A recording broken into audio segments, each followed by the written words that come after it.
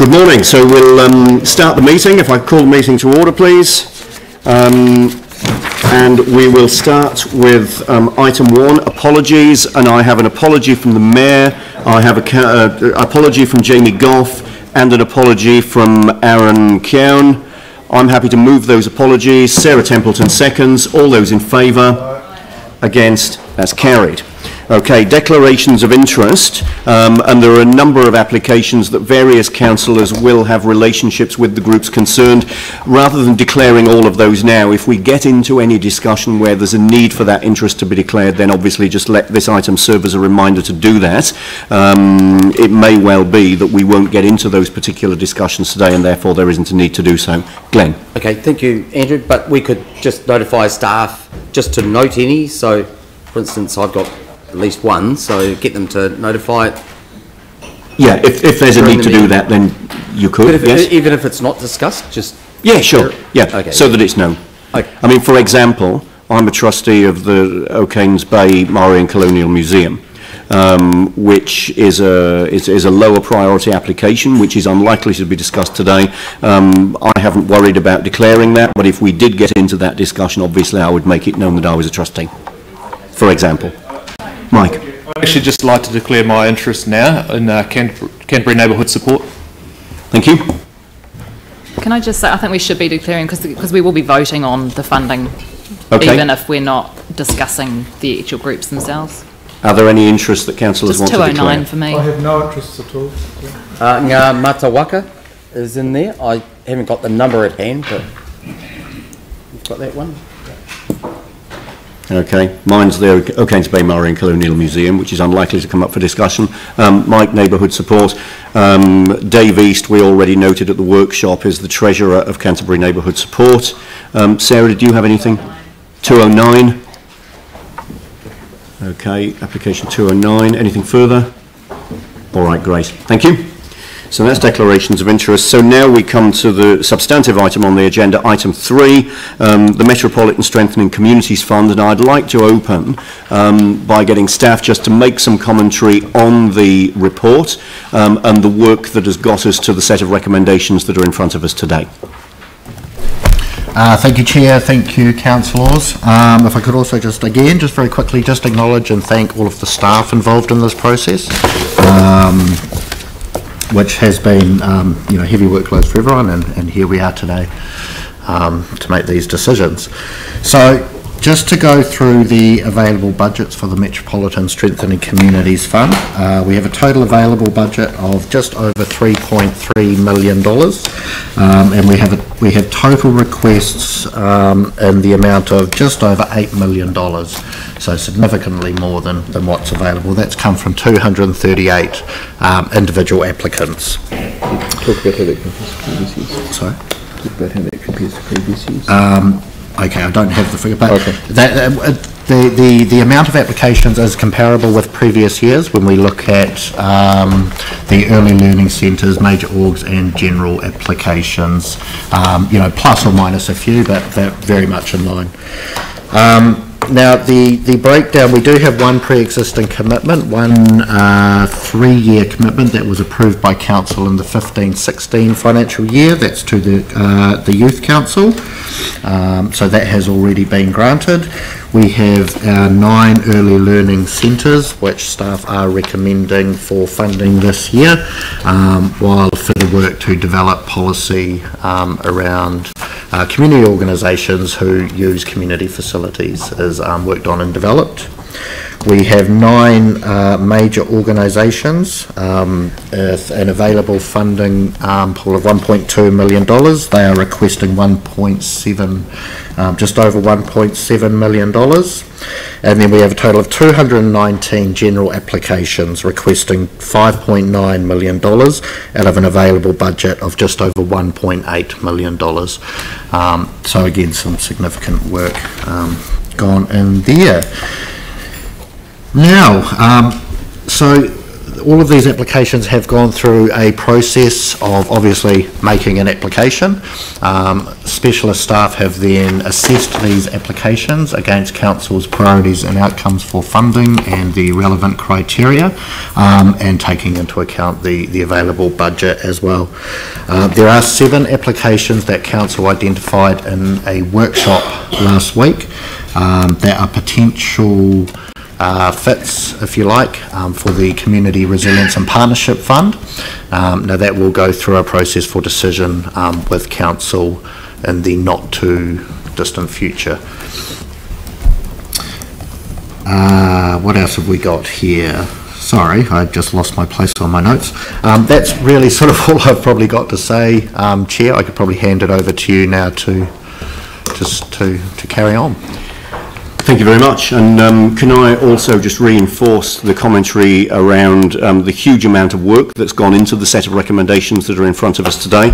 I'd certainly also like to acknowledge and thank staff for all of the hard work that's got us to the point that we're at, assessing the applications in the early part of the process to bring staff recommendations to us, and then the huge amount of work on Friday afternoon that went into supporting the workshop that we had as well. So thank you to you and to the team of staff that have supported the whole process. It's certainly made life a lot easier for us that we've got that level of support. So thank you. I probably should just very quickly also add that the staff are available today should there be questions for them. Thank you very much. Okay. Thank you. So we've got 2 documents which are either additional or changed to support the meeting today. One of which is the most up-to-date set of recommendations that came out of the workshop on Friday afternoon, and the other of which is a set of resolutions which have been circulated that we'll, in fact, that we've got on the board in front of us on the screen, which will be the resolutions that we're working with today as well. So the way that I propose to run this would be to have any discussion and any questions based on the report which is in front of us, the spreadsheet that I just referred to, and to the resolutions that are in front of us as the proposal coming into this meeting. And any further changes that were to be made or to be proposed would be changes to those documents rather than the documents that are in the agenda, which of course was produced prior to the workshop on Friday. So now let's move to any questions that councillors may have. Sarah. Thank you. And there has been an enormous amount of work gone into this, and it is incredibly difficult, and it was really disheartening to see, I guess, that there was a number of the priority 2 ones that were originally not recommended for funding because there wasn't budget available. And I understand, you know, there was the 500,000 taken out for the partnership fund, but compared to other years, and I'd asked for this last week but don't have it yet, is how has our community funding been over the last, how does it compare to other years? So have we got more in a strictly dollar term now than we did in the past, or is it the same as it has been sort of for the last 5 or 6 years? Are we referring to funding going to community boards? No, community funding. Community funding generally, so the funding that we give to the community, either metropolitan or community boards. So the Strengthening Communities Fund? All up, yep, right. All of that so funding. Because, I mean, because it has varied, because so we have a different allocation now for metropolitan and community boards, so you can't just do just metropolitan, but the combined total. The combined total is comparative, so it's been pretty stable at approximately $7.2 million since about 2010-11. Yeah. Okay, so we haven't made sort of automatic adjustments for either inflation or for the fact that, you know, post-quake we've had a huge increase in the number of groups that have popped up that are doing strengthening communities type work. It's kind of just stayed stable the whole way. Stable the whole way. Immediately after the earthwakes too, other funds were operating, which you know, covered some of that. Okay. Yeah. And what I'd like to maybe foreshadow is adding a sort of an in principle resolution for the council to consider, that we ask staff to increase by 10% the available community funding to be divvied up between Metro and community boards in the LTP process. It's an in principle decision to raise it by 10%. So it's probably worth noting that for this year and next year, there will be the additional funding because of the extra money that's come in for the community response fund. So it might be in the years following that in the LTP that you want to inflation adjust this pot. Yep. Yep. But moving a resolution today to put something on the agenda for the LTP process that we consider as as part of the LTP process would be entirely in order. So if you've got some wording that you'd like to add to our resolutions that we're crafting today, I'd be happy to incorporate that in the main resolution. Yep, great, thank you. All right, so if we can work on that and add it to the resolution, that would be good. Thank you. Yanni. I just wanted to just check on two things. One is, who set the criteria for the funding applications? And when was it done? Council approved the current criteria. Right. So the criteria was, I guess, developed and workshopped with staff and an elected member working party, and then approved by council. Cool. And when was that? That was 2 years ago, I believe now. So this is the second year under the current criteria. Right. Okay, thank you. And the second question was, so there's a number of ones that have been put into metropolitan, but they look like they're local. So the criteria around what's metropolitan and local, I'm just wondering if you can just explain to us how you've done that, and whether that's changed or it's the same as from 2 years ago. And then just related to that also, is there a process by which some of the community board applications can be put into that new partnership resilience fund? Because I can think of some in our area, for example, that would qualify in line with the ones that we're recommending today, but I don't know what the process is to do that. So sorry, there's kind of two questions there. Yeah. So to answer the first part of your question, Councillor, around metropolitan and local organisations, it is where the groups tell us that their participants come from, so the people that use the services that the organisation provides. Currently, if the spread is covering 4 or more community board areas, they are a metropolitan organisation. Now that was increased this year.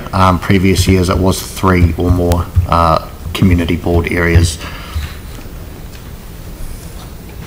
And the second part of the question? Was it about referral to the community response fund? Yes, from the community board applications meeting. Advise on that. One, when the report comes to council for the first tranche, but also an update memo from the ones that some councillors hadn't read that previous memo, and I think you had it on and read it out.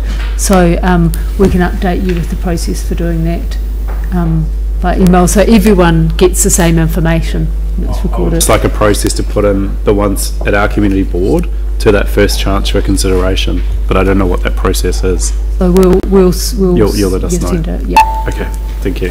And my understanding is that the paper on that Community Resilience and Partnership Fund is only a matter of weeks away from coming to council. It should be with council before the end of this month, is my understanding. So we'll have the opportunity to have those conversations at that time. Except the boards are doing their funding now, so that's why it's quite urgent, because they'll obviously want to know if there's an opportunity. Yeah, so if we can get some earlier information to the boards, that would be helpful. Thank you. Any further questions? Jimmy. How about the 92, item 92? Whether my vehicle is different from here. Here is a grant funding 0. But why my vehicle here is $18,000? So which one is correct? 92, the Pacific one. 92, Pacific Youth Leadership and Transformation Council. It's 16,000, or it's 0. The recommendation coming out of the workshop on Friday afternoon is 0, and there may be some background to that recommendation. It's under consideration from the Community Response Fund. So this one, so this one, Jimmy, if you look at 4C in the recommendations, yes, Pacific Youth Leadership and Transformation Council is to be referred to the Community Resilience and Partnership Fund, along with those others, on the basis that it might be a better match for that fund, and there may in fact be a different or better outcome by putting it through that process. Okay, okay. So there was Thank some you. Yes, discussion I about was that at the unaware. I workshop, was unaware. and Yeah. it may well be that this is the right place for it to be rather than considering it today. Okay. And all of those organisations that are noted in 4, Yes. staff will be contacting them to explain Yes. the rationale for why they've been put into that category, Yeah. and when the outcomes will be considered. So number 4 are already in consideration by that fund, and it's those 2 that are just new. Okay, so apparently the organisations noted in Resolution 4 are already under active consideration for the Community Resilience and Partnership Fund.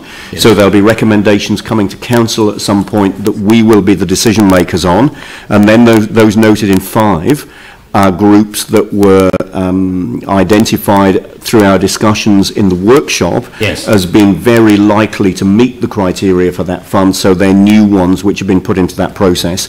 But Pacific Youth Leadership and Transformation Council are already under active consideration for a recommendation for funding Yes. through the Community Resilience and Partnership Fund, on which we're the decision makers, and as I noted, we've already got a paper coming to Council later this month. Okay, thank you. Any further questions? All right. Phil, yes. Adding to net 122 and also for Anglican Care at 126. And I think Chris might have a record of that. Okay, so adding to net, we've now got a resolution to fund to 13,250. That's good for clarity. And Anglican Care. Anglican Care, we've got a recommendation to fund to 15,000 against a recommended amount of 20,000. Yeah. Okay. And they were both priority 2s, which on the original recommendations that came into the workshop were not to be funded at that level. So they're decisions that were made as a result of the councillor workshop. That's right. So recommendations that were made as a result of the councillor workshop. I'd also like to make a comment when it's appropriate in relation to Anglican City Mission and their project, and to make sure that different projects that we fund are in fact aligned with other projects. Was there something you were wanting to move as regards that you wanted to capture by way of a resolution? I do really, yes. Now might be the time to do that. Yep. So it's basically what I'm suggesting is that staff have further discussions with Christchurch's City Mission and other relevant agencies, if that's applicable, relating to sheltered and emergency housing projects being aligned with Christchurch's Housing First program. So this is something that you're requesting staff to do. Yep. In terms of the way that we work with that particular organisation, is obviously not a condition that we're putting on the funding, but it's just how we can work with them to get outcomes that are aligned with. And I'm aware that there's work that you and Glenn Livingstone have been doing around the Housing First. I'm happy to explain some of that briefly. So clearly the leaders of the different agencies have been discussing ways forward to progress Housing First as a housing program, and in effect they are beginning to work as a collective already, and that's great. And so those discussions have already started, and Glenn and I have also had some discussions with the key people in those agencies. I just want to make sure that in fact those conversations continue, and that in fact particularly the accommodation that our council support, that in fact the different programs are aligned, and in fact that they don't contradict each other. That's all. So the purpose of any resolution that you'd be proposing would be just to encourage that joined up approach and that alignment. That's right. So it's really that staff have further discussions with them.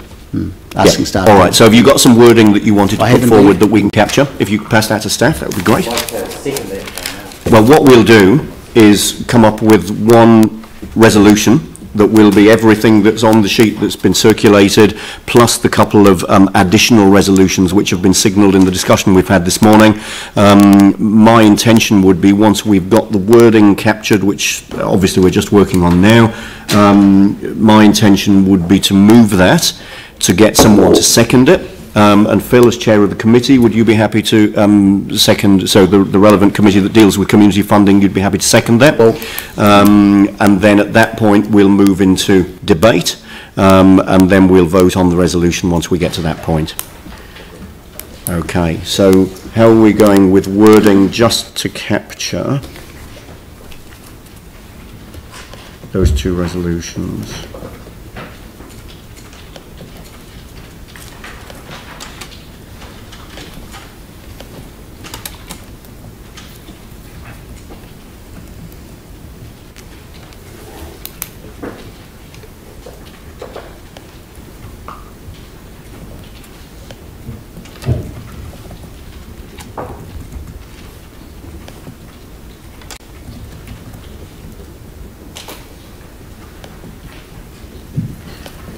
Support in principle, raising the total amount of community funding available for grant allocations in each year by 10% in the long-term plan, and then inflation adjusted each year after that.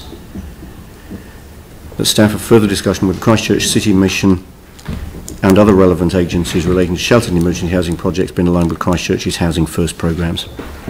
Yep. And Sarah, you're happy with the wording that we've got there? 13? Yep. Okay. Great. Pauline. Sorry, just one more question. I do remember on Friday we discussed the clown doctors. Where did we get to with that? Which application number is it? Sorry, that's number 239. Would they be a fit for the resilience fund? I've got no idea what the application is. So there was some discussion about this in the workshop. The recommendation coming out of the workshop is not to fund. I'm not quite sure. I remember it came up, but I don't know if we pursued the discussion very fully. There was some discussion about it. The Mayor certainly raised it in the workshop, and there was some discussion. The result of that discussion was a recommendation not to fund. I'm not sure whether... Yes, that's our record as well. Yeah. I was just going to ask if there was any further commentary from staff. But yeah, there was some reasonably robust discussion about this at the workshop. I don't think we kind of pursued it to the end, but I'm just wondering if referring it to the DRF was the decision. Yep. So should that be referred to the DRF? Yeah, should that be recorded, or because we're recording the ones that are being referred to the Resilience Fund? There are a number of these that may well end up applying for discretionary response funding, and my understanding is that staff would be working with, staff obviously will be getting back to all of these groups, and where there are appropriate next steps in terms of further applications or other funds that would be appropriate for them to apply to, that would be picked up in those conversations, is my understanding. Am I right in saying that, or is there something that we need to report? Yeah, asking people by way of resolution to go to the DRF is perhaps raising expectations beyond what we should. But we can be confident that staff would raise any appropriate other funds in the feedback from this round of funding as you go back to those organisations. That's right. Yep. So I think we can understand that will happen naturally anyway. But bearing in mind we've just dipped into the DRF to move some money to number 122. Are we confident that there is something left in there? Yes. Okay. Yes, we are. Thank you.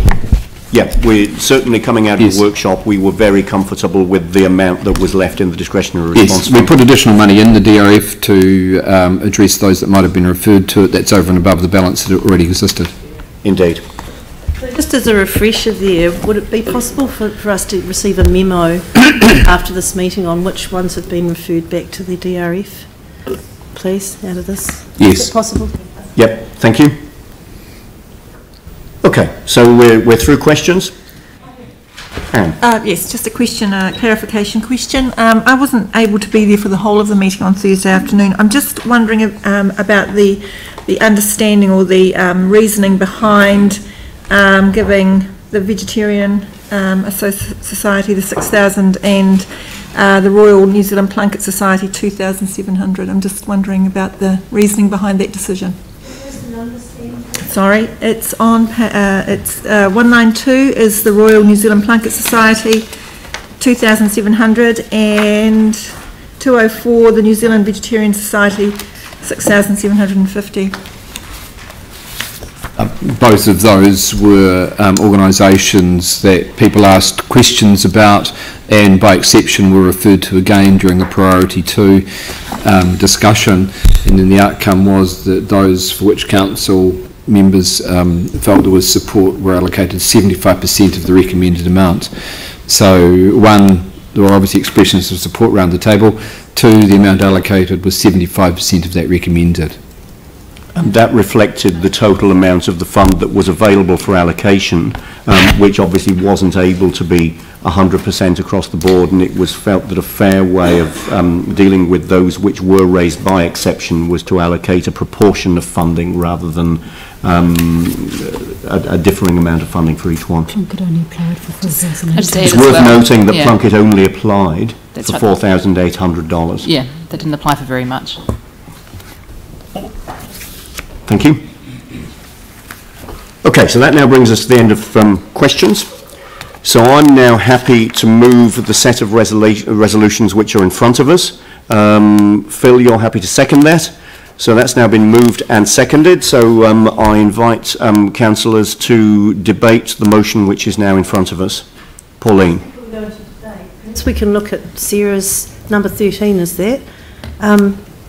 Support in principle raising the total amount of community funding available each year by 10%. So raise it by 10% in the LTP and then adjust it each year. Is that correct? Yep. And that has the effect of referring that to the long-term plan process, and that decision would be made in its final form as part of the long-term plan decision making. Mike. If it's okay with Sarah, could we amend that to actually put in the financial year that we're talking about for being the next one, 18-19?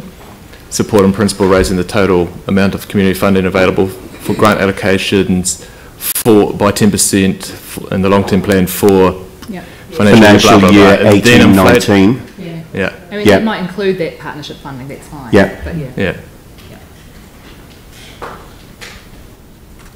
For financial year 18-19 and then inflation adjusted each year after that. Yeah, and then you probably don't need each year after allocations.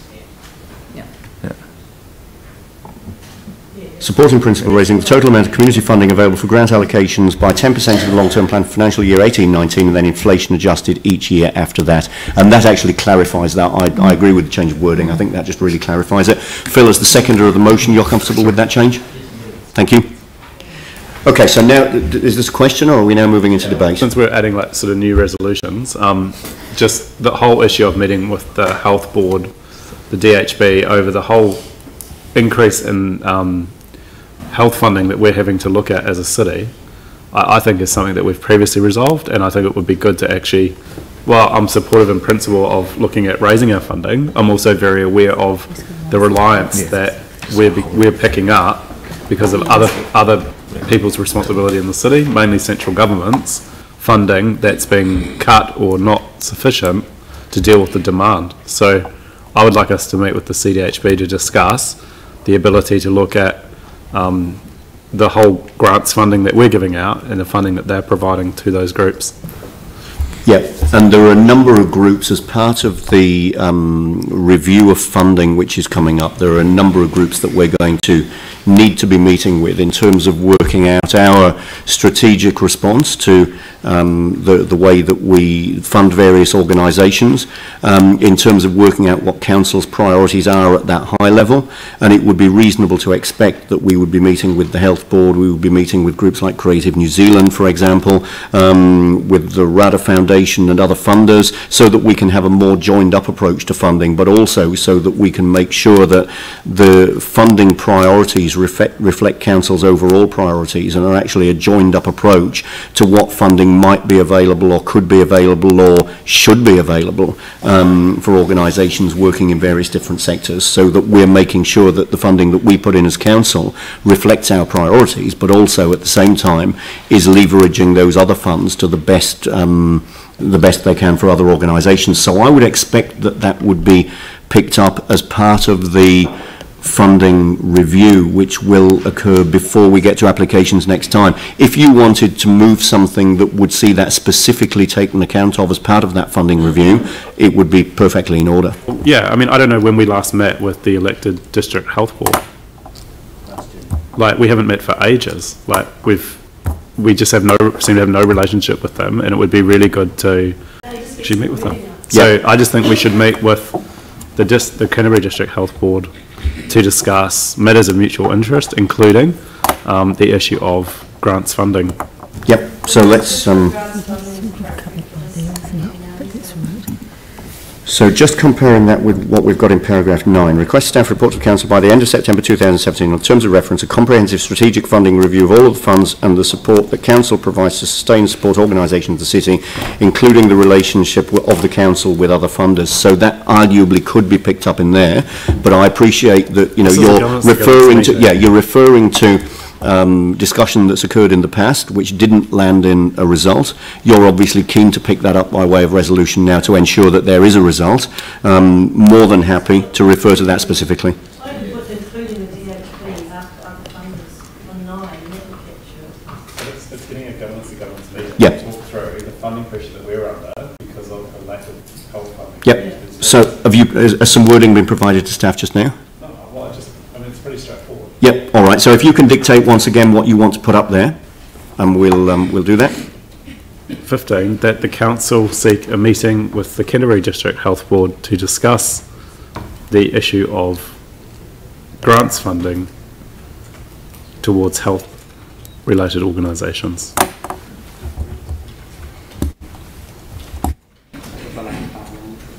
There's your grants funding towards health-related organisations. And as I say, that's something that would be very likely to be picked up as part of that review of funding anyway, but I think it's good that it's specified, given that you're referring to discussion that's happened in the past where there hasn't been progress. It would be good to see that progress in the next short while.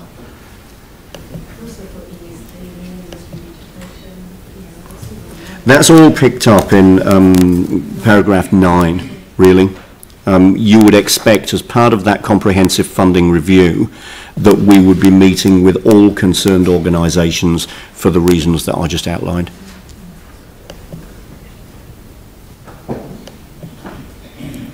So the wording here, 15, was it that council meet with? Yep, so that council meet with the Canterbury District Health Board to discuss the issue of grants funding to what? Yeah. That council is actually at the very top anyway. Oh, so we can, yeah. All right, so get rid of everything up to meet. Thank you. Okay.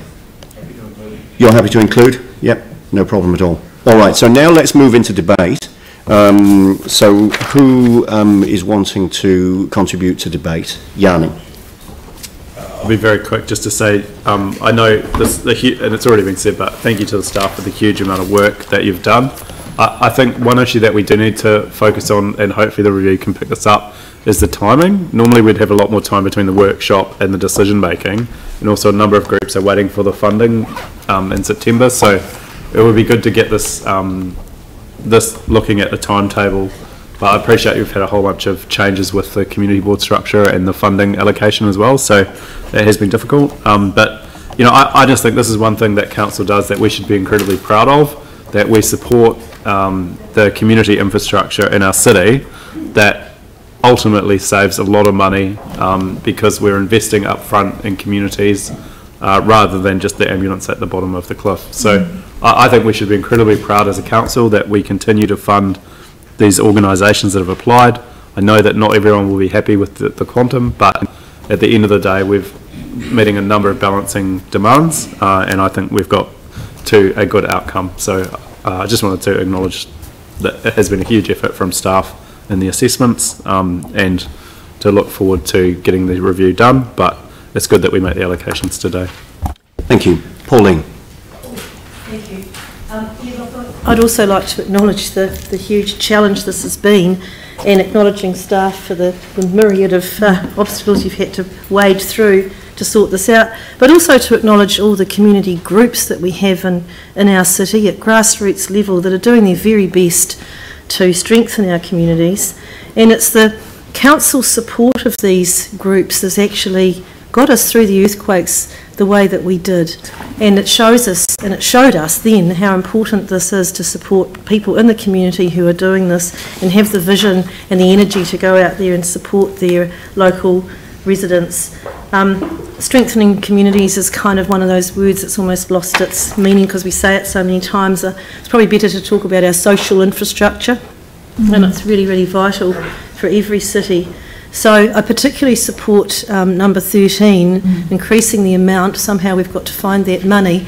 I was actually considering doing that myself because in actual fact, because we haven't had an increase since, I'd say well before 2010 actually, it's actually been decreasing.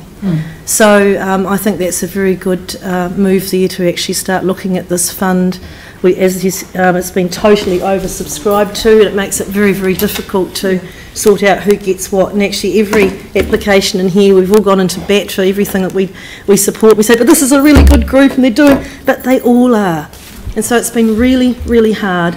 And I think all of us are going to go forward and work with staff to try and find ways through our networks or through our funding pots here that we can support the ones that haven't been supported today somehow.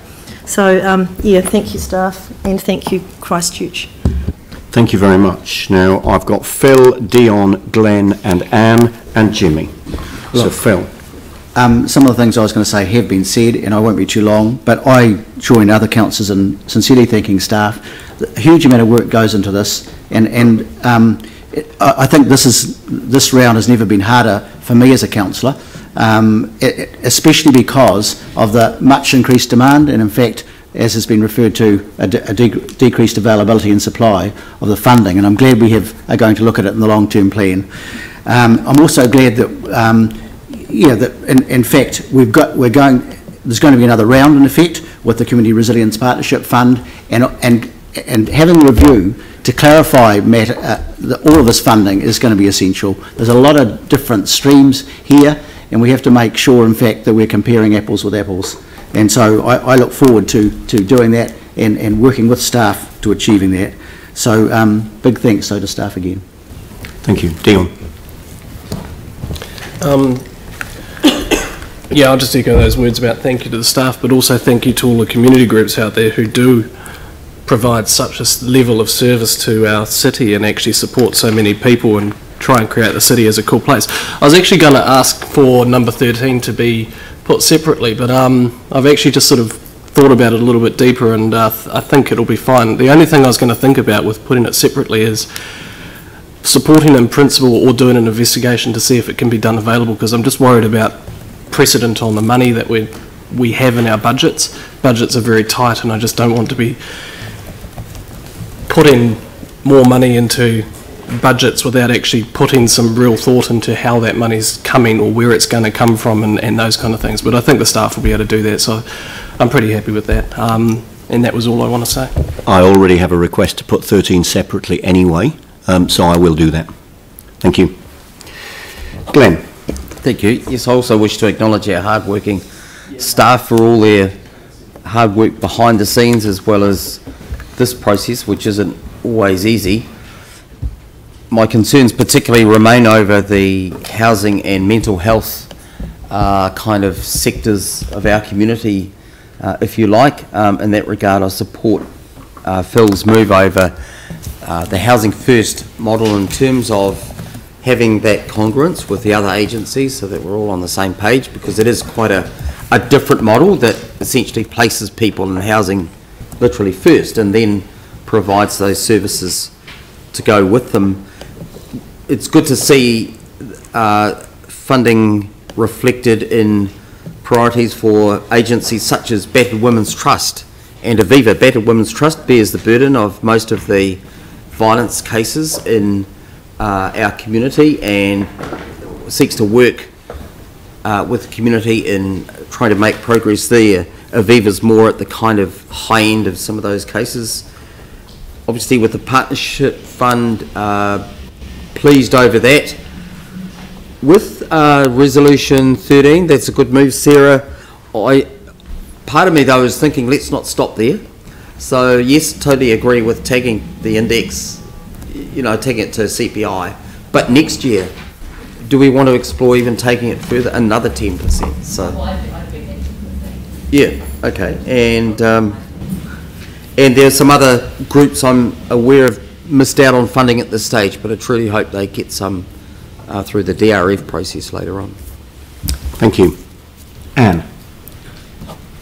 Just totally in support of number 13, and want to add sort of the word urgently somewhere in there, because obviously being a new person coming to this process have been totally struck by the fact that the resources are just not there, and they need to be, because this is about our, as people have said, our community infrastructure and future-proofing our community. So very much endorsing number 13. Thank you very much for the work that staff have done. I mean, it's an incredibly challenging process, and it's a very difficult one when you're making decisions about who's in and who's out. So I would really like our legacy as a council to be a group of people who really prioritised people and their needs. So hopefully that's what we will do going forward. So thank you. Thank you. Jimmy. First one, I'd like to appreciate the staff, because all those paperwork is not easy to prepare this report, and also have a service or discussion with the community. I would like to emphasize actually the community to apply for this funding is help council comply to the council committed outcome. For instance, this year we particularly emphasize we would like to have a strong community, like to have a livable city, like to have a healthy environment, etc., or indirectly to help the city, the prosperity, the economy, etc. Each community is a partnership with the council. So they are not just applying funding for their individual or their group, the agencies comply with the council, the community outcome. But this year I'm still a little bit frustrated. It's different from the previous year. Because this year, if we review those category 2, actually they are total meet the criteria of the funding application. But due to the council funding, it's kind of very restricted and limited, so they miss out. Even we have some different way, like if they are eligible, the staff to help them to kind of apply for funding from the metro, discretionary fund. That's okay, but still kind of the where we is restricted. So the Sarah mentioned the item 13. I think that's a very good recommendation, etc. But this year I'm particularly concerned that we would like to emphasize this kind of active citizenship or partnership. How do we to make it happen? If funding, not sufficient funding can align with this goal or this target, a bit difficult. In other words, I'm particularly concerned that this year the multicultural strategy has been adopted by the council, and also there has been the kind of formal launch by the council. We mentioned we would like to strengthen our engagement with those multicultural group. If we recognize 22% of this the cultural diverse community, and more, maybe we're more, but how do we to make that happen through our engagement with them? This also my particular concern. Yes. So that's my view. Yes. Thank you. Thank you. So in front of us, we've got a spreadsheet with 258 different organisations and different groups that are doing some great work out there in the community. And the thing I think that strikes all of us is the huge amount of work that's going on out there through these various groups. A lot of it voluntary, huge amount of voluntary work going on out there. The whole variety of work, the volume of work and the value of that work, I think is something that's is important we recognise through this process. We have $8 million worth of applications for $3 million worth of funding in round figures. That tells us the capacity and the opportunity, and I think it also shows the limitations of what we're able to do with the amount of funding which is available. And it's become clear, I think, as we've gone through the workshop and this whole process, that we need to take a more joined up approach to the way that we plan to use and do use this funding. Strengthening communities. Council can only ever be a catalyst in that space. It's the community groups that do the work to make our community stronger. but we, along with other funders, are a catalyst in that space, and we need to make sure that we use that role as well as we possibly can, so that from the relatively small amount of funding that we've got to provide versus the large number of applications, we get to the results that we want as a city and as communities. So that's where the comprehensive funding review, which has been referred to a number of times throughout the process that we've gone through, really comes into play. That's where we look at where we can make the way that we administer this funding easier and more effective for the organisations, maybe easier for ourselves, and the amount of work that staff have done has been noted. There's a huge amount of work goes into not only this, but a number of other funding processes, events and festivals, and the funding that's administered by the community boards and so on, a huge amount of work. So if there's a way that we can look at reviewing some of that makes it easier for applicants and easier to do the assessments, that's something that we certainly would value, and certainly where there are opportunities for us to take up a more joined up approach with other funders that are active in this space, so that we can again get better value from the money that we as a council, we as a city are putting into these organisations. And it's for that reason that we have referred a number of organisations, those in Resolution 4, to the Community Resilience and Partnership Fund. We now have this new fund that may turn out to be a better match for those organisations which are already in the process of being considered for that fund, and there'll be decisions that Council will make once that paper comes to Council.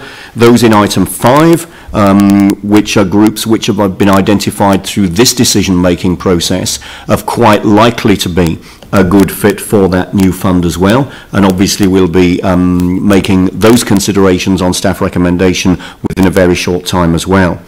So item 10 in the resolutions establishes the funding working group, the comprehensive funding review that we've talked about. Staff have already been doing some work on that. Item 10 puts some governance support around that process, so that then reports back to Council. Further work obviously required, item 11 in the resolutions, around the Early Learning Centre funding. This is something which has been discussed on a number of occasions in the past. This is where we're essentially funding the Early Learning Centres for the rent that they pay to Council for the facilities that they're in. I think it's worth looking to see whether there are different ways that we can look at doing that, whether there's a better process that we can come up with to support those Early Learning Centres. And then item 12 in the resolution, in order to be able to take the most comprehensive, far-reaching approach to the review, we need the freedom to do that. So whilst we did encourage groups to apply for multi-year funding, 3-year funding, the thinking has been that it would be better to allow us the opportunity for the funding review to be as far-reaching as it can be and needs to be, without the constraint of having groups that have been funded for 3 years as we move into that process. But of course, one of the things that we're looking at through that funding review is the way that we can provide more certainty and more ease of application and reporting for the groups that are applying. So that's certainly something that we'll be taking into account as we go through that funding review, even though it does mean that we haven't wanted to tie ourselves into 3-year funding arrangements at this particular time, so that we've got the flexibility. So that certainly provides some explanation as to the resolutions and the thinking behind them. But once again, to conclude, thank you once again to staff who've done all of this work. Thank you to the groups who do all of that work out in our community, and whose applications we've had the privilege and the opportunity to consider.